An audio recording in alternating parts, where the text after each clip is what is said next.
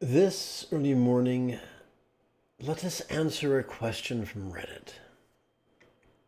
This is Lama Jigme Gyatso of the Buddha Joy Meditation School. Welcome to Meditate Like a Jedi.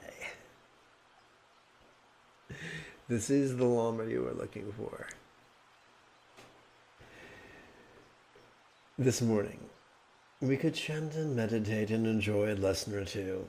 But first, if you love Star Wars and you wish to meditate as transformatively as Luke Skywalker learned to do on Dagobah under the guidance of Yoda, be sure to subscribe and ring that notification bell.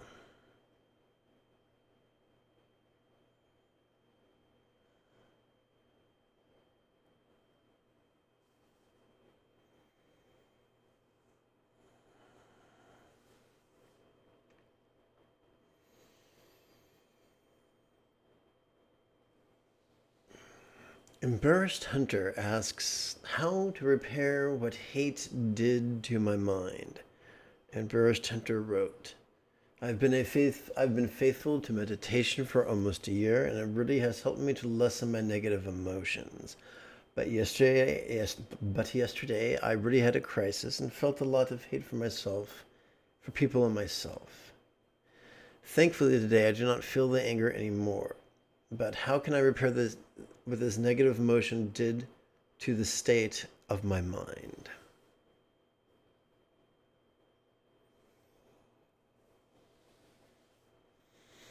Before I answer that, if at any point during this morning's live stream you have a question about meditation, philosophy, or even chanting, there is no need to be shy.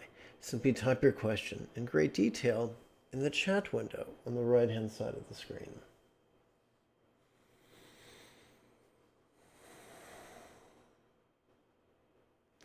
There is a myth that when we feel good emotions, we're a good person. When we feel bad emotions, we're a bad person. So stop feeling bad emotions. However, the Buddha taught that there were 7 enlightenment factors. And the first one is mindfulness.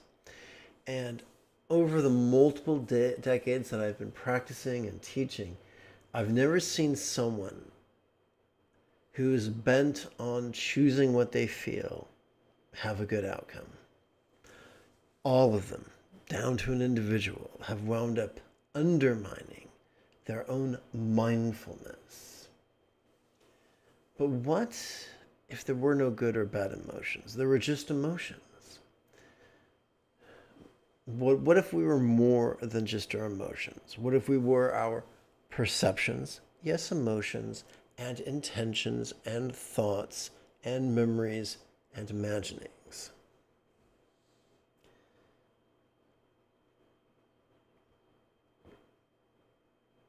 So, there are good and bad intentions. The intention to harm is bad. The intention to help is good. It's just that simple. What then do we do with our emotions? Emotions are like sights or sounds or sensations or flavors or scents. They just are. It is not our job to shove some. It's not our job to reach for others or to cling to yet others. It's our job to, during each inhalation, when we are wired to practice sensory acuity and simply notice. We notice whatever comes up, even if it's an emotion, even if it's an unpleasant emotion. We notice it vulnerably, passively, viscerally, and randomly. When it comes, we let it come. When it stays, we let it stay. When it goes, we let it go. Now that is going to sound like an impossibility. Fortunately, we can do more than just breathe in. We are also wired to breathe out, and every exhalation accesses the parasympathetic nervous aspect of our nervous system. The portion ensconced in our lumbar spinal cord helps us to physically relax. The part ensconced in our cervical spinal cord helps us to mentally release. And so we are already wired during each inhalation and exhalation to notice and relax and release our resistance to the present moment in acceptance. So here's the funny thing.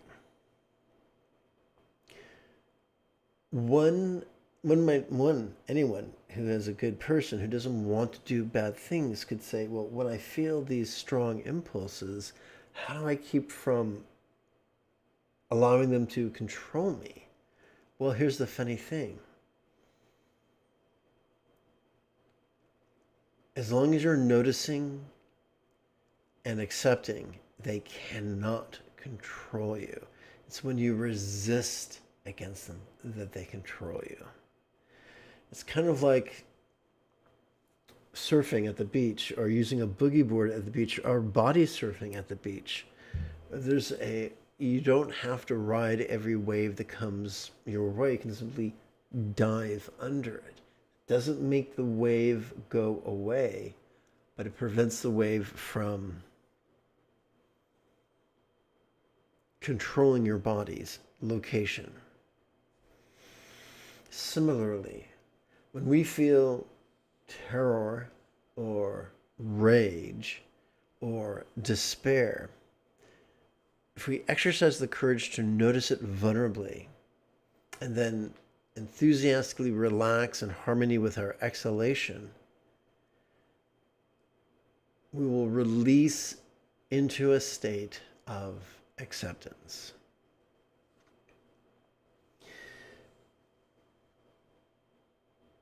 This applies directly even to PTSD or CPTSD. CPTSD, any type of trauma occurs when a memory is no longer, has yet to be processed by the hippocampus, which is the gateway to long-term memory storage. If it's in short-term memory storage, it feels like it's going on in the present moment. And in the present moment, we are wired to resist. By blending meditation with walking, we wind up functionally massaging either side of the amygdala and the hippocampus. It makes it much easier to stop resisting, begin accepting. Accepting doesn't mean what happened was okay.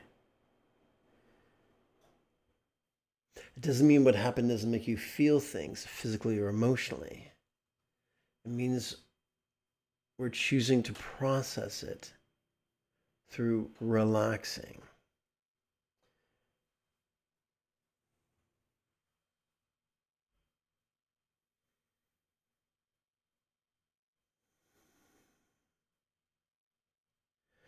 There is another myth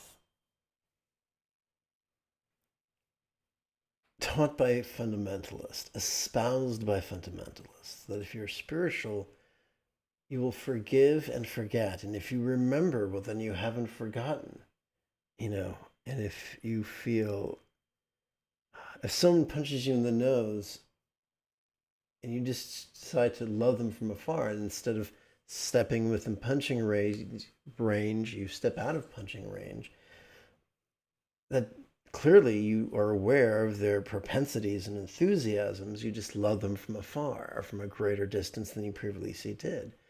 Fundamentalists would say, no, you must continually go through life with a bullseye on your neck, on your back, or you are going to hell. That's called pseudo-spiritual gaslighting, and it's sadistic and cruel and unsustainable. It's the type of teaching that is supported by those above the law, by predators. Predators and like wolves in sheep's clothing, there are people who will pretend to be pious and spiritual and teach things which help people to be even better victims. And so there is two extremes and a middle ground. The first extreme is to be uber victim. The other extreme is, in the name of self-empowerment, to become sadistic yourself.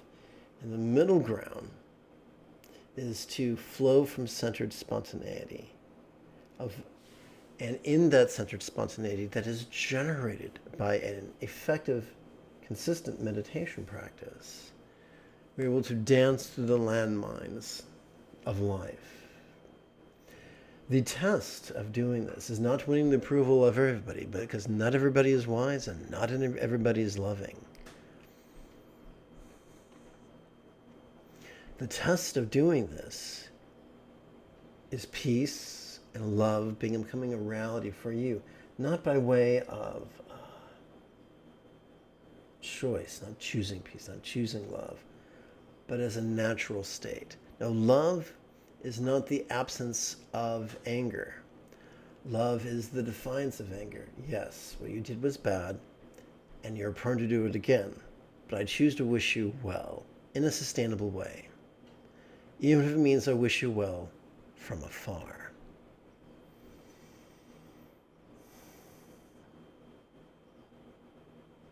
It can be posited, just like we saw in the Men in Black movie that came out way back in 96, maybe 97, where there was a human-shaped robot piloted by a teeny tiny alien. Likewise, our bodies are piloted by our genes to a very great degree. And the way those genes interface with us is with our dopamine-oriented reward system. To shove and reach and vie and cling in a manner designed for procreation. For that is the primary function of our genes. So these things Any form of aversion is a survival mechanism. Now, sadly, our acquiescence to these survival mechanisms can undermine the fulfillment that comes from our secondary or our oxytocin-oriented reward system, the one that finds meaning and fulfillment through nurturing and supportive relationships, professional, personal, platonic, and even intimate.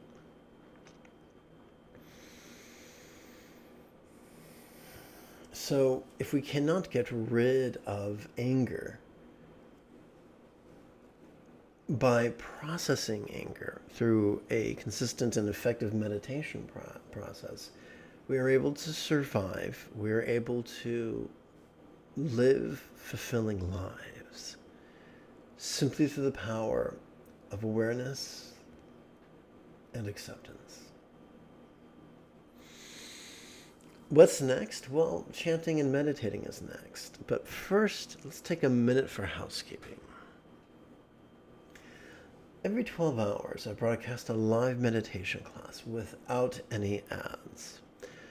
With your help, this channel could come to support the next generation of nuns, monks, yogis, lamas, and even brick-and-mortar meditation centers, replete with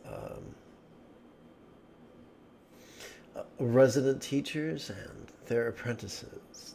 If this speaks to you, you're welcome to help out even for as little as the cost of 1 cup of coffee a month. Simply use your smartphone's camera to capture this QR code, or if you feel more comfortable, you can click one of the donation links in the description area below the video.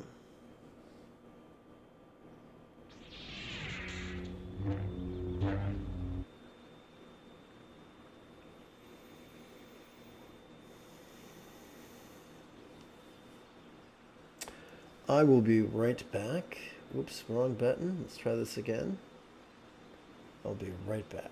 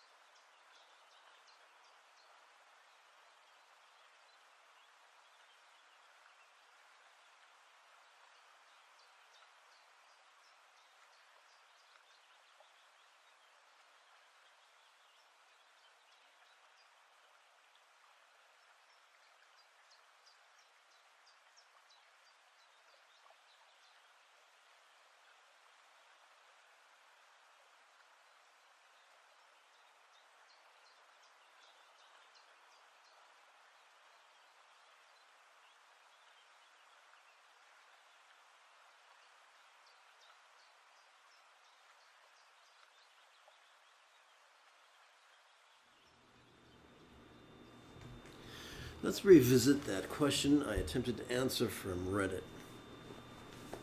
Now, there are people who would tell you, perhaps this is better, there are people who would tell you that the meaning of life is found in accomplishing the 2 little collections for the 2 purposes, in gathering the 2 collections of merit and wisdom for the 2 purposes of oneself and others. And they would tell you that losing your temper ignites all your good karma, burning it down. That's a fear tactic. Fundamentalists love to control people through fear. If you do the right thing for the wrong reason, I think I'll illustrate this through a picture or a drawing of someone, a side view of the brain. If your amygdala down here, seat of fear, if your anterior cingulate gyrus right here, the seat of empathy. When we look at the Christian Bible and the first epistle of John, we read that perfect love drives out fear. Why? Because God is love. In other words, fear and empathy are antithetical. If we do the right thing for fear of punishment or craving of reward, we are living down here. And from down here, you cannot master the Eightfold Path because 50% of the Eightfold Path pertains to loving kindness, the fruit of empathy. So,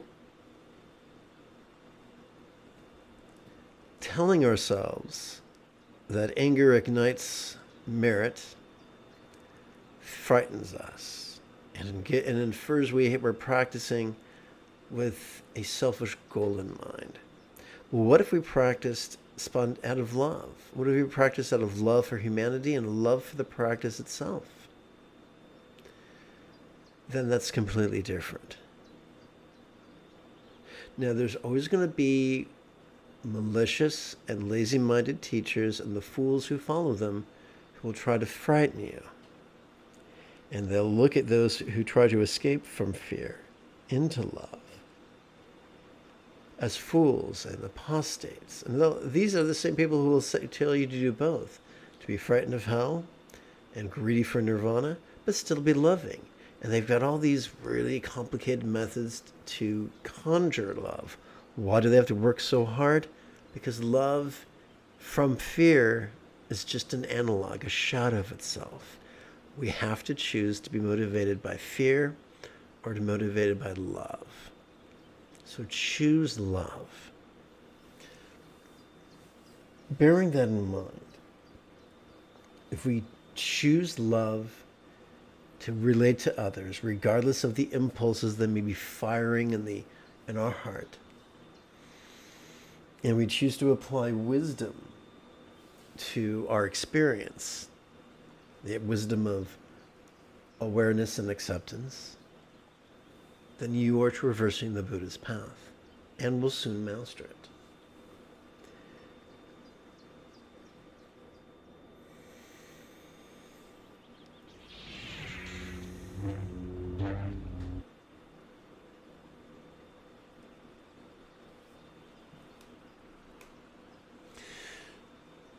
Let us begin this morning with two preliminary practices of training in empathy and training in enthusiasm through the fiendishly clever method of chanting the recitations of bodhicitta and refuge. Please chant with me. May I liberate all beings from the tyranny of hating, craving, and clinging by relying on the Buddha's example, instructions, and students. May I liberate all beings from the tyranny of hating, craving, and clinging by relying on the Buddha's example, instructions, and students. May I liberate all beings from the tyranny of hating, craving, and clinging by relying on the Buddha's example, instructions, and students.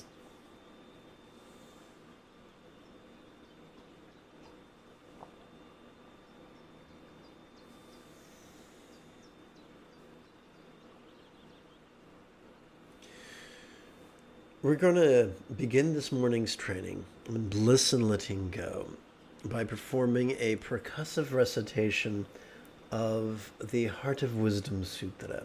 If you've just joined us, good morning, welcome aboard. When you have questions about meditation or philosophy, type them in great detail in the chat window. So during the percussive recitation, we're going to do a golf clap in front of her body at the level of her navel, in harmony with each syllable.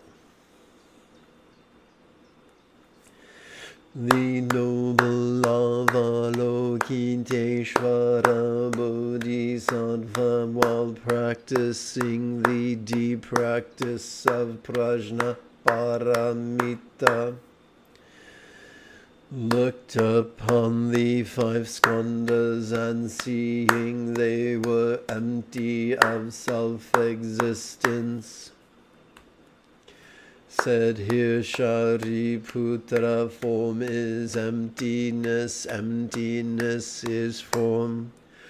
Emptiness is not separate from form, form is not separate from emptiness. Whatever is form is emptiness, whatever is emptiness is form. The same holds for sensation and perception, memory and consciousness. Here Shariputra, all dharmas are defined by emptiness, not by birth or destruction, purity or defilement, completeness or deficiency. Therefore, Shariputra, in emptiness there is no form, no sensation, no perception, no memory, and no consciousness. No eye, no ear, no nose, no tongue, no body, and no mind. No shape, no sound, no smell, no taste, no feeling, and no thought. No I element of perceptions from I to conceptual consciousness. No causal link from consciousness to old age and death. No end of causal link from consciousness to old age and death. No suffering, no source, no relief, no path. No knowledge, no attainment, and no non-attainment. Therefore, Shariputra, without attainment, Bodhisattvas take refuge in Prajnaparamita and live without the wall of the mind. Without walls of the mind and thus without fears, they see through delusions and finally nirvana. All Buddhas, past, present, and future, also take refuge in Prajnaparamita and realize unexcelled perfect enlightenment. You should therefore know the great mantra of Prajnaparamita, the mantra of great magic, the unexcelled mantra. The mantra equal to the unequaled, which heals all suffering and is true, not false. The mantra in Prajnaparamita is spoken thus: Gate Gate Para Sangate Bodhi Swaha.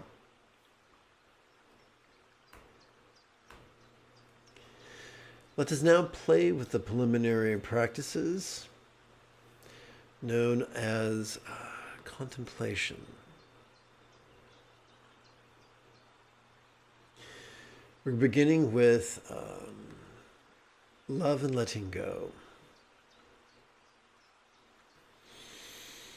We begin with a rhetorical question. The first one pertains to hating. How could hating feel stressful? How could craving feel stressful?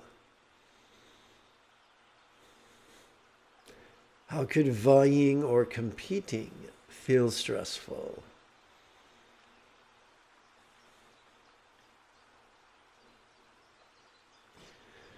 How could clinging feel stressful? We now move to a loving intention. All being stress, may I soothe.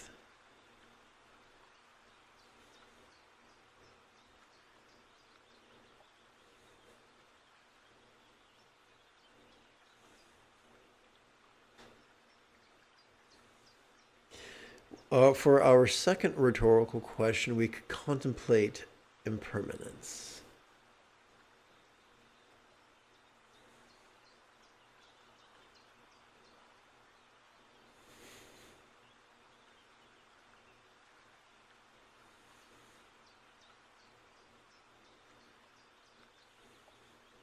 For our final rhetorical question, we contemplate not self for the purpose of getting better and better at letting go.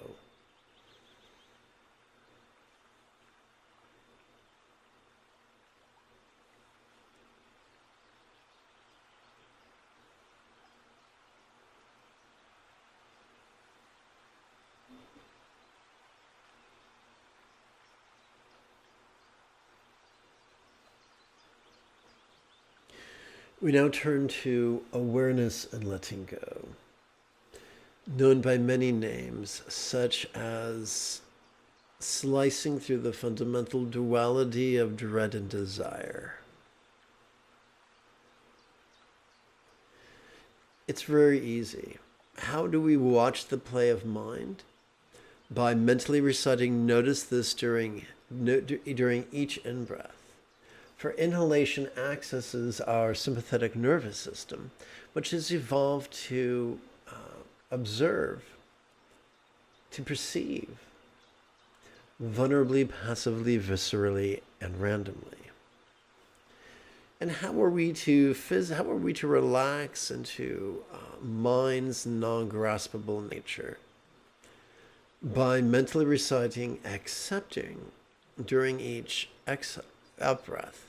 For every exhalation accesses our parasympathetic nervous system, which has evolved to both physically relax and mentally release our resistance to the present moment.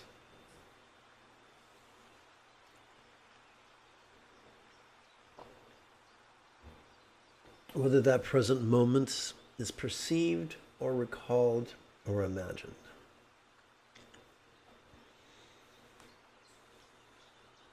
It is 29 minutes after the hour. Let's meditate.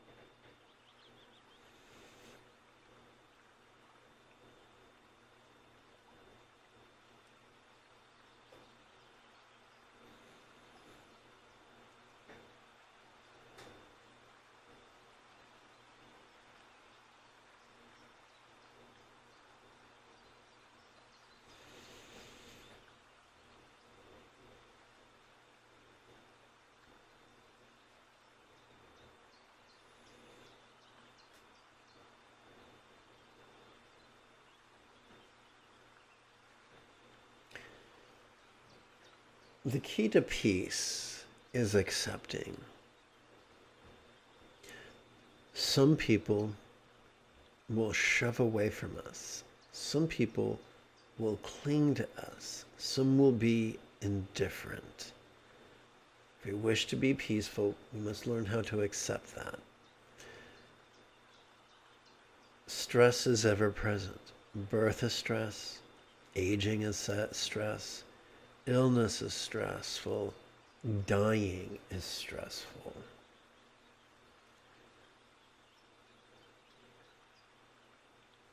Acceptance of the present moment, be it glorious, grotesque, or boring, is the admission we pay for peace.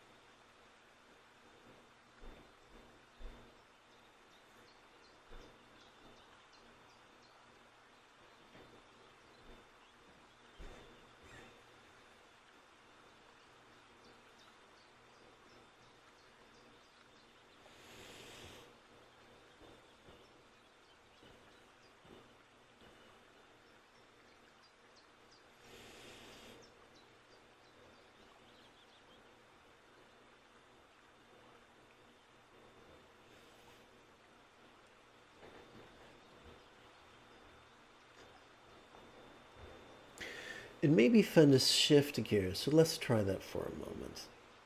Let's see. Bear with me.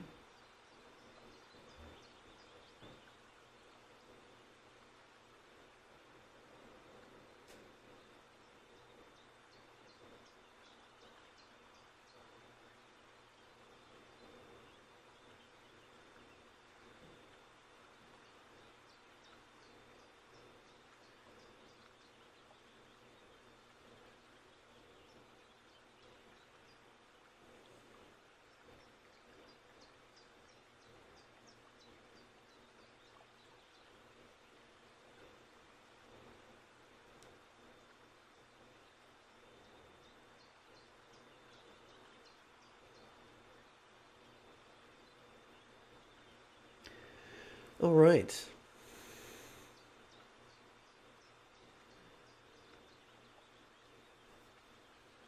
Let's wish safety and luck for all circumstances.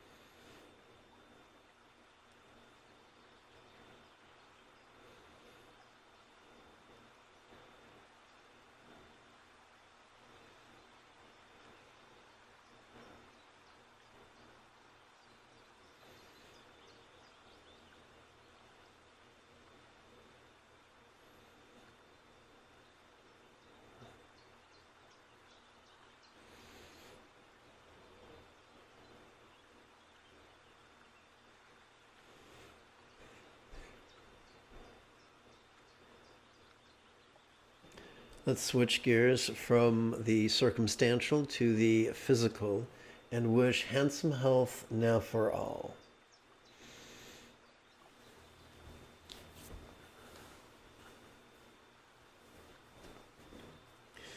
When you feel your mind wandering, we can play with 4 contemplations.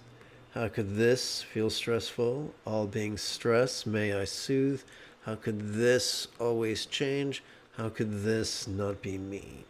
And then after perhaps 4 repetitions of each, you could return to resting the mind in love.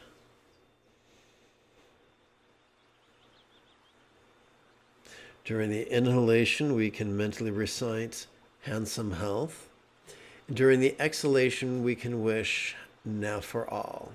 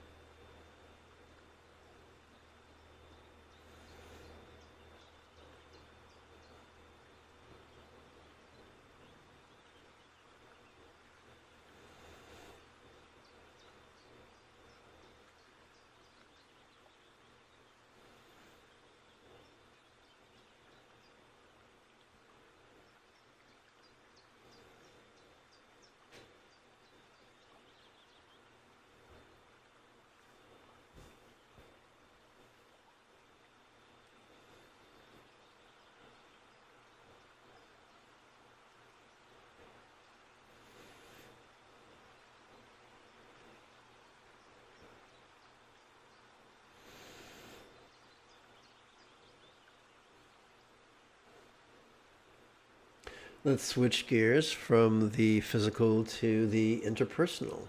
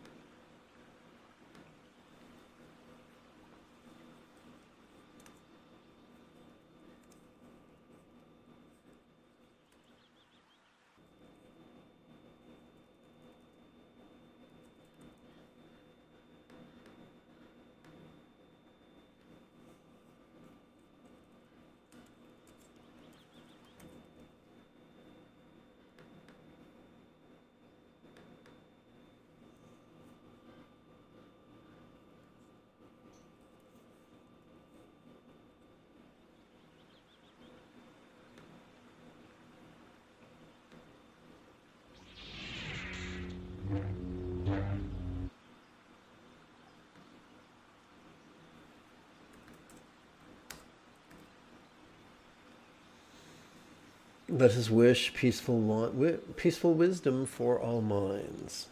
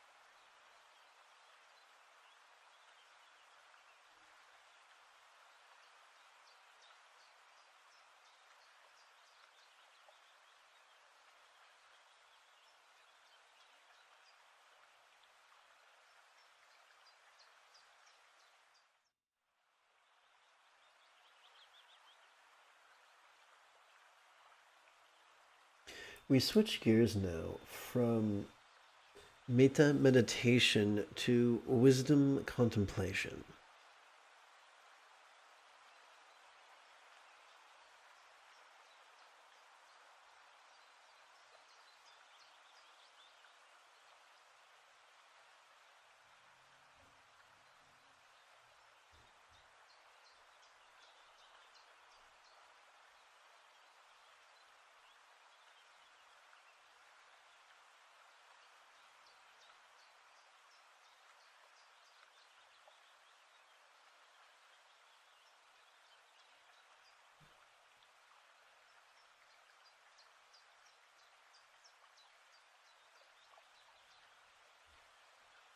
In breath, stress, out breath, where?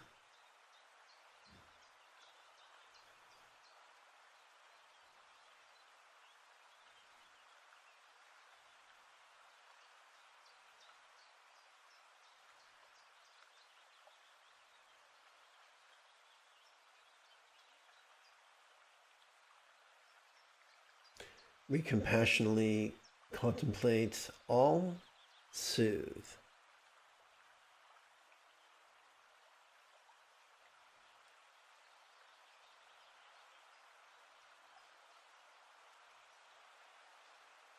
On second thought, let's do something a little bit different.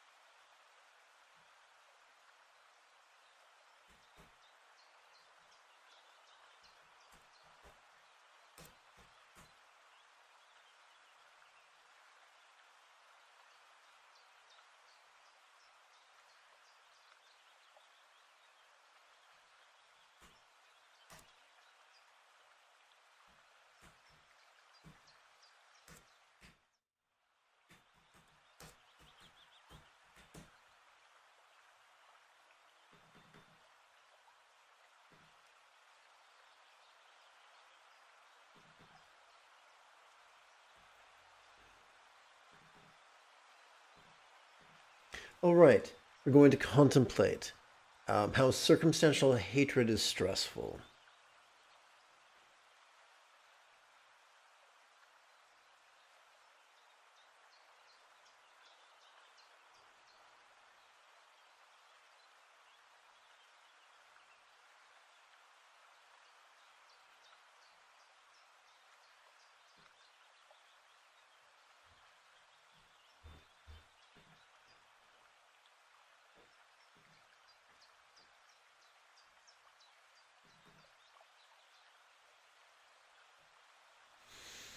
And now we're going to contemplate the inherent stress and circumstantial craving.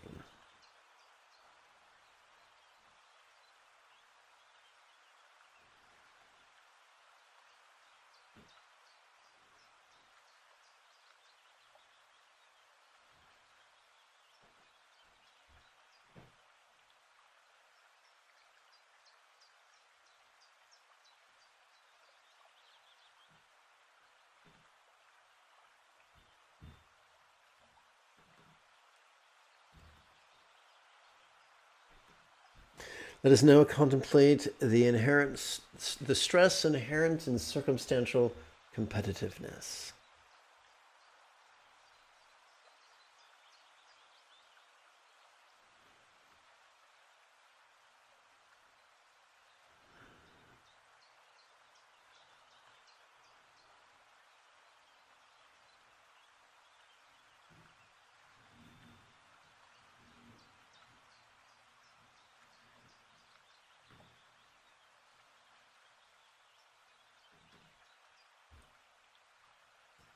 Let us contemplate the stress that is inherent in circumstantial clinging.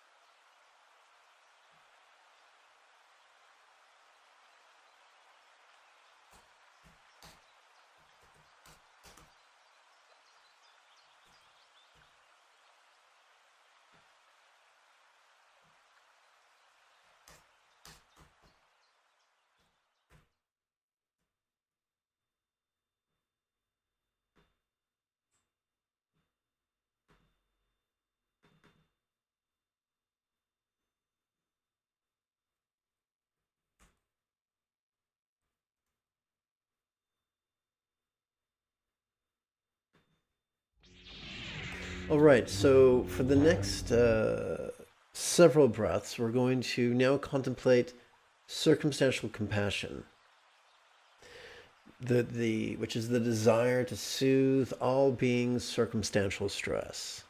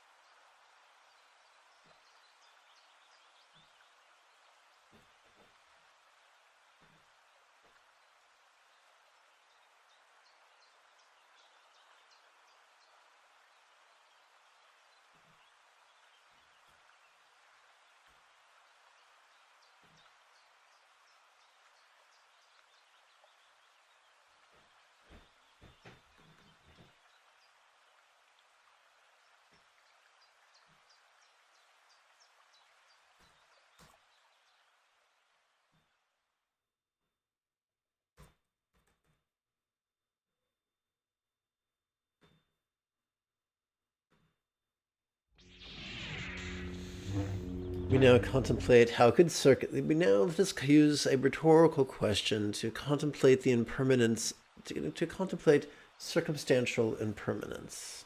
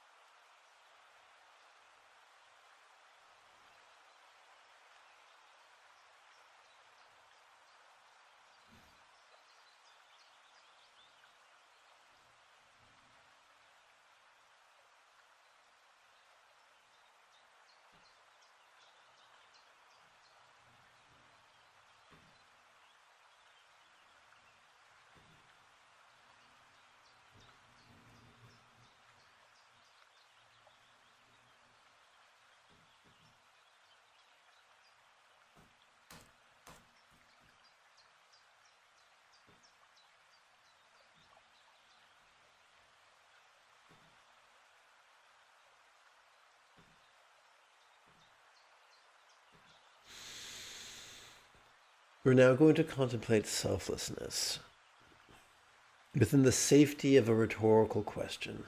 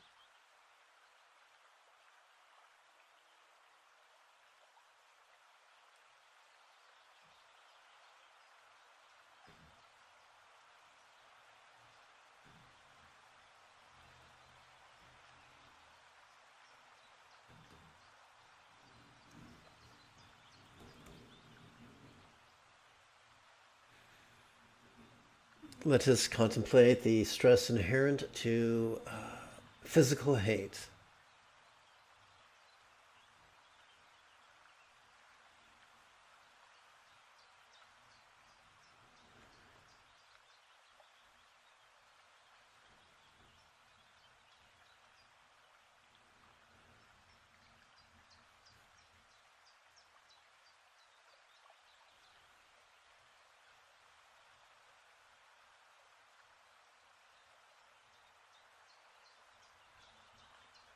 Let us contemplate physical craving.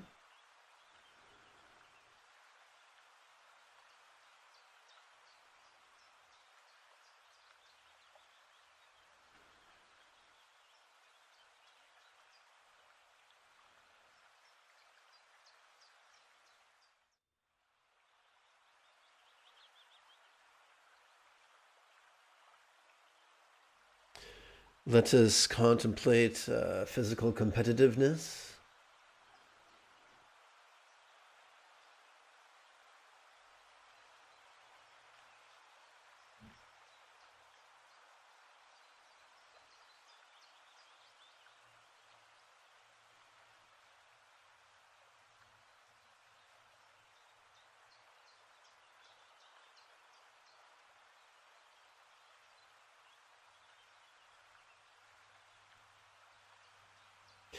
Let us contemplate physical clinging.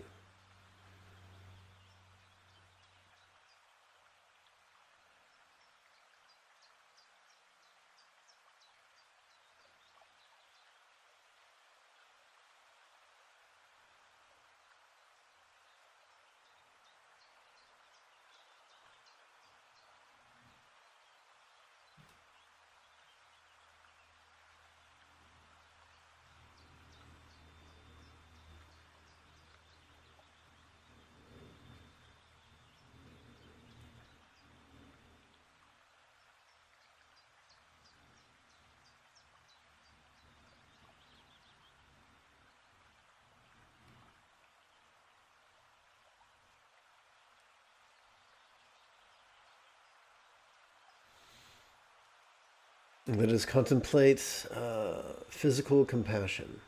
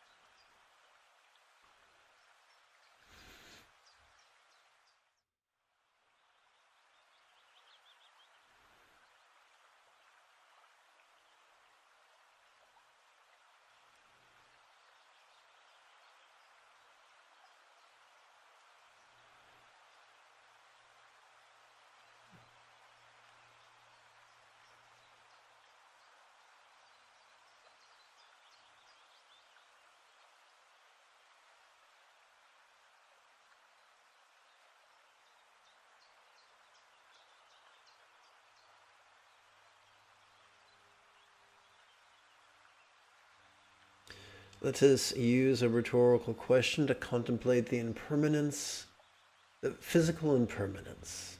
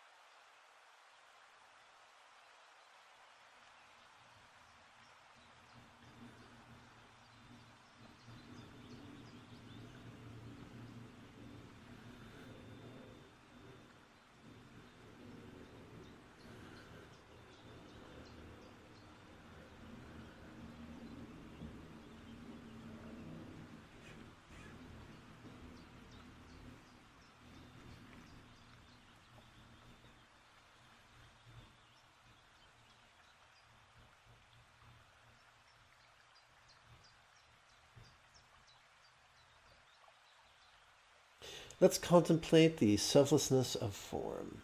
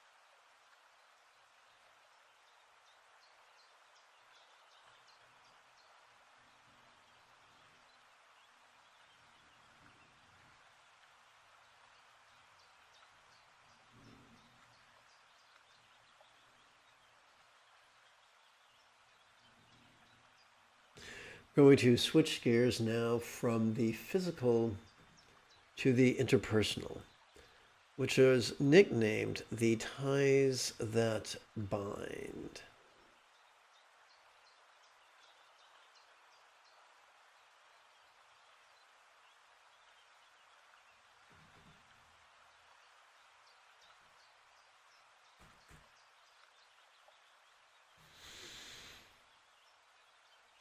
So let us contemplate interpersonal hate.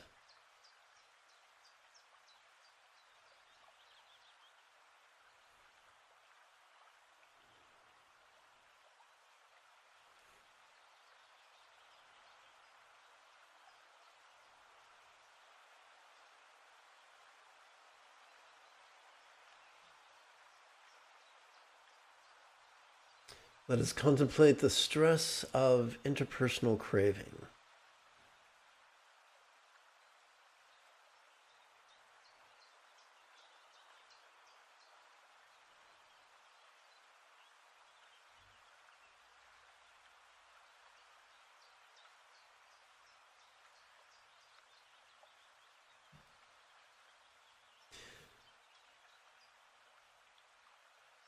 The stress of interpersonal competition.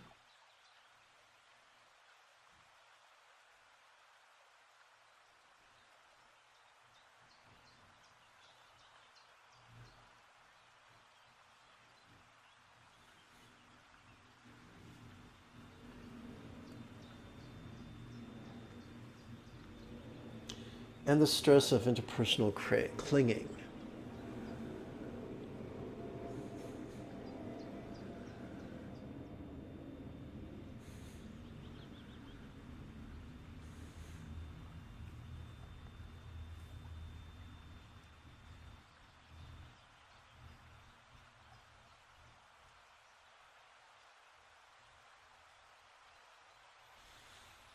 Let us now contemplate interpersonal compassion.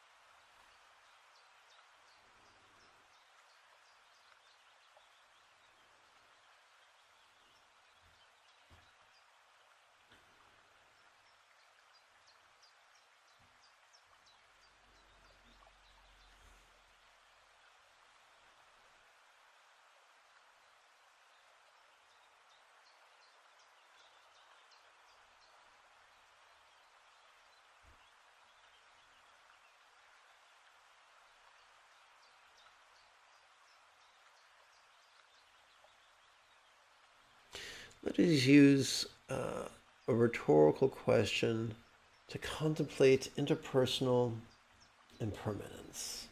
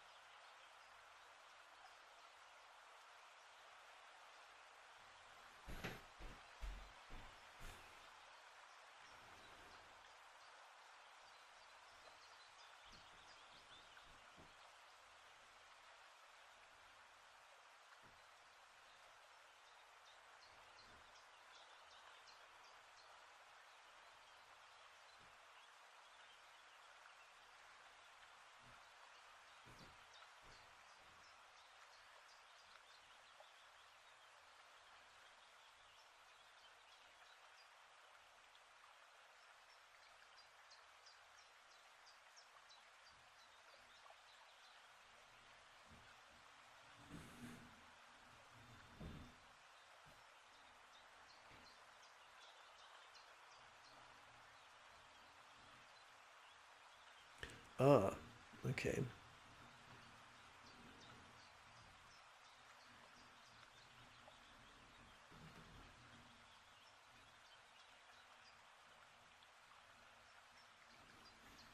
Let us now explore the selflessness. Let us now explore interpersonal selflessness.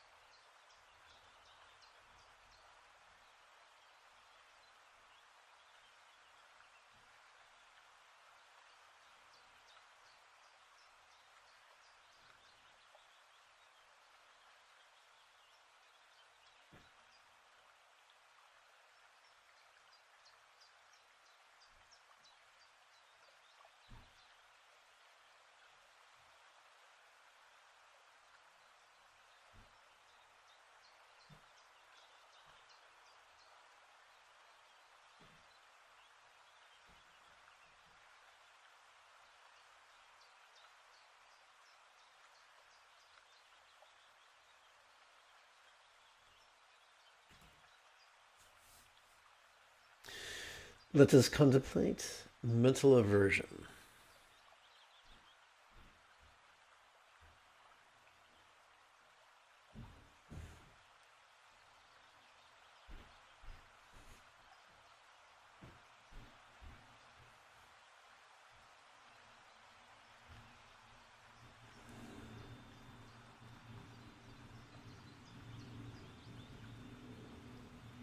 And now, mental avarice.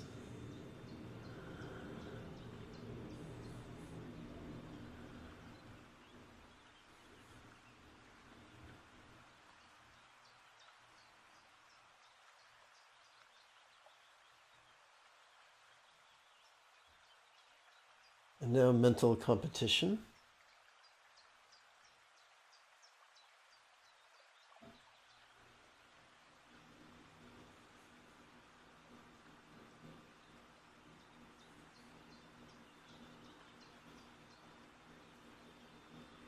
And finally, mental possessiveness.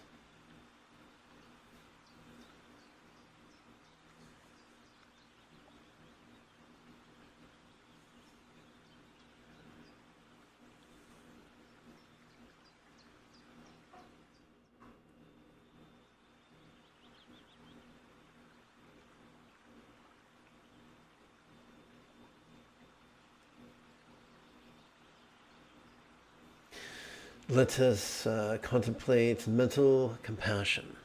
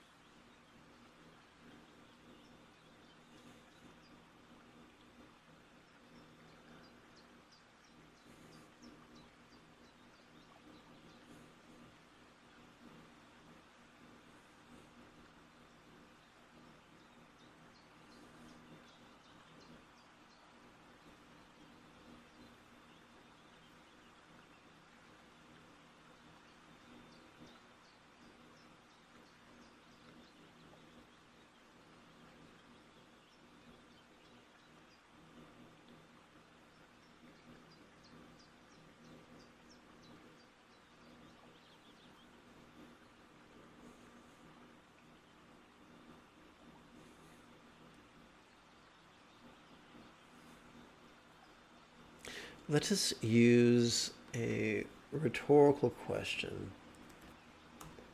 to contemplate mental impermanence.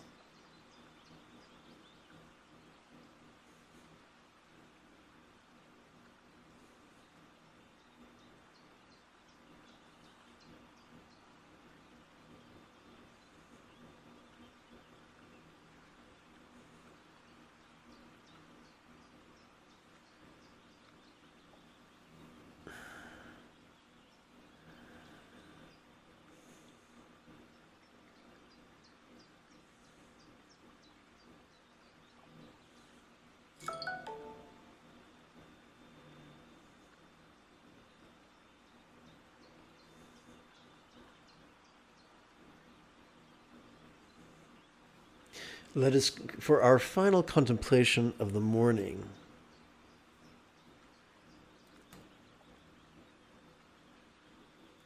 let us use a rhetorical question to contemplate the selflessness of mind.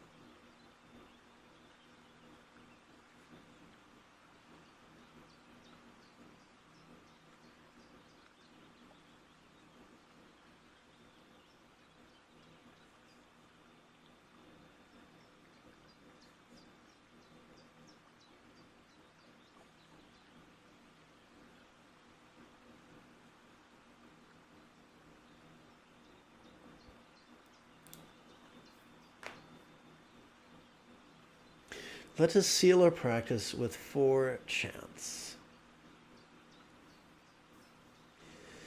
May I, like the Buddha, master the Eightfold Path as well as liberate others.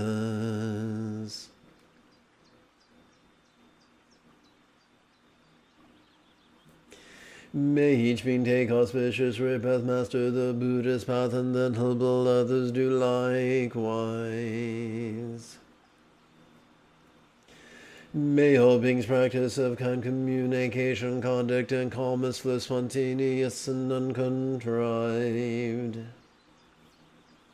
May everyone be free from stress, may everyone be happy. May no one be separated from the happiness.